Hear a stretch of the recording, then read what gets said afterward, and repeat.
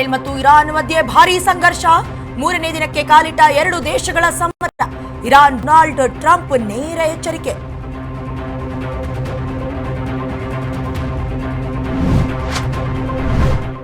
ಇಸ್ರೇಲ್ನಲ್ಲಿ ಸಿಲುಕಿದ ಕನ್ನಡಿಗರು. Congress, BJP, JDS ನಿಯೋಗ ಸದಸ್ಯರು ಲಾಕ್. ಸಿಲುಕಿದವರ ಸಂಪರ್ಕದಲ್ಲಿರುವ ರಾಜ್ಯ ಸರ್ಕಾರ.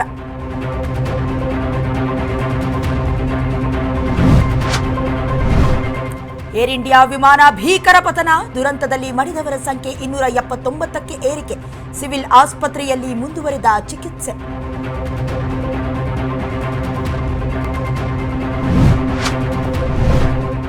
ವಿಮಾನ ದುರಂತದಲ್ಲಿ ಸೈಬರ್ ದಾಳಿ ಶಂಕೆ. ಹ್ಯಾಕರ್ಸ್ ಅಟ್ಯಾಕ್ ಡೌಟ್ ವ್ಯಕ್ತಪಡಿಸಿದ ತಜ್ಞರು. ದುರ್ಘಟನೆಗೆ ಕಾರಣವಾಯ್ತಾ ಸೈಬರ್?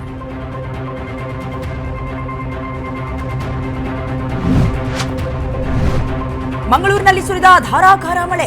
ವರುಣನ ಆರ್ಭಟಕ್ಕೆ ಕುಸಿದ ಬೃಹತ್ ಗೋಡೆ. ಸಿಸಿಟಿವಿಯಲ್ಲಿ ಸೆರೆಯಾಯಿತು ಭಯಾನಕ ದೃಶ್ಯ.